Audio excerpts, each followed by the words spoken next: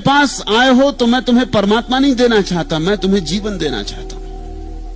और जिसके पास भी जीवन है उसे परमात्मा मिल जाता है। जीवन परमात्मा का पहला अनुभव है। और चूंकि मैं तुम्हें जीवन देना चाहता हूं, इसलिए तुम्हें सिकोड़ना नहीं चाहता, तुम्हें फैलाना चाहता हूं, तुम्हें मर्यादाओं में बांध नहीं देना चाहता,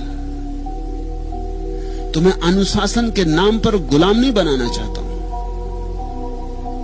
तुम्हें सब तरह की स्वतंत्रता देना चाहता हूं ताकि तुम फैलो, विस्तीर्ण हो। तुम्हें बोध देना चाहता हूं, आचरण नहीं।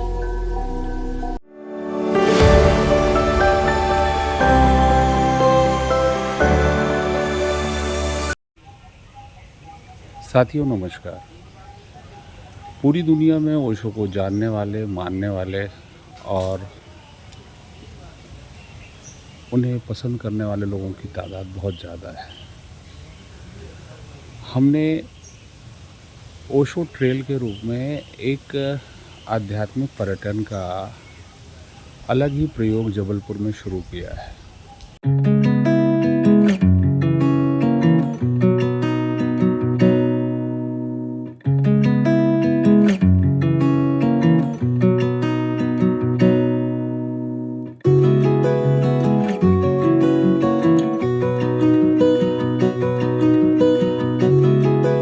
बीते 10 सालों में हम 24 से अधिक सफल ओशो ट्रेल का आयोजन कर चुके हैं।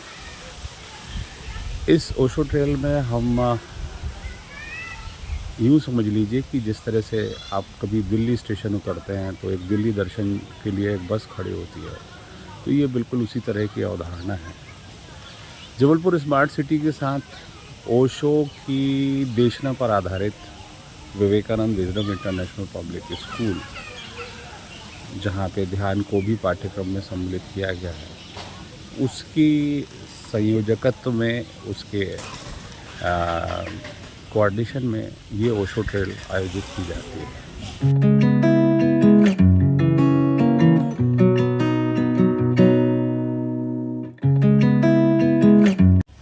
इस ओशो ट्रेल में हम स्वाभाविक रूप से ओशो अमृत धाम के भीतर आपको ले जाते हैं, जो ओशो की सबसे पसंदीदा जगह रही है, जहां देवताल में उन्होंने विभिन्न ध्यान प्रयोगों की शुरुआत की।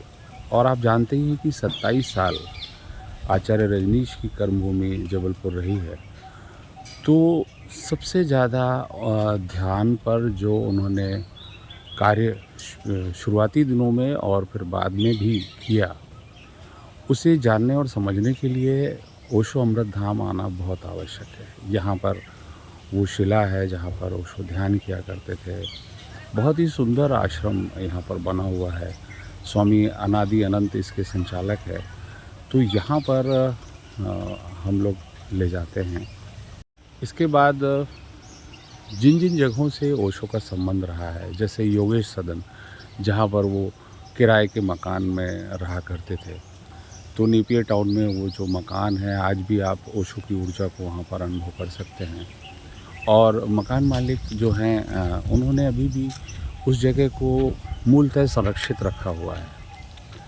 फिर बोधि वृक्ष, मौलीश्री वृक्ष जो भंवरताल पार्क में है, जहाँ पर ओशो संबुद्ध हुए, वहाँ हम लोग जाते हैं। इसके बाद हम लोग महाकुशल कॉलेज में जाते हैं, जहाँ पर ओशो जिस लाइब्रेरी का उपयोग करते थे और उनके हाथ से लिखी हुई लिखावट में वो कितनी पुस्तकें इशू करते थे, उनके हस्ताक्षर, और वो कक्षाएं जहां वो पढ़ाया करते थे, साथ ही वो चेयर जिस पर ओशो बैठा करते थे। इसके बाद हम लोग ले जाते हैं विश्व प्रसिद्ध जो जगह है भेड़ा घाट, जो ओशो को बहुत प्रिय थी। तो ये इस तरह से पूरा एक दिन का मामला होता है।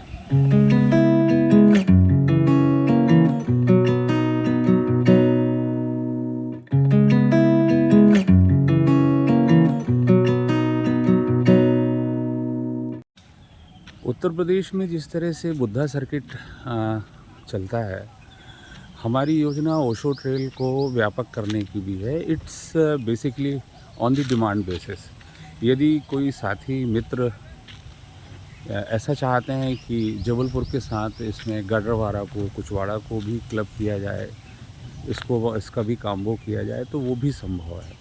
यदि कोई प्रकृति प्रेमी मित्र ये चाहते हैं कि इसके साथ जबलपुर के साथ कान्हा या बांधवगढ़ को क्लब किया जाए, तो वो भी संभव है। नीचे इस स्क्रीन में वीडियो के आपको नंबर दिखाई दे रहे हैं, जहां पर आप ओशो ट्रेल के संबंध में यदि आपके मित्रों का समूह या कोई भी इंक्वायरी आपको लगती है बुकिंग को लेकर, तो आप हमसे संपर्क कर सकते हैं।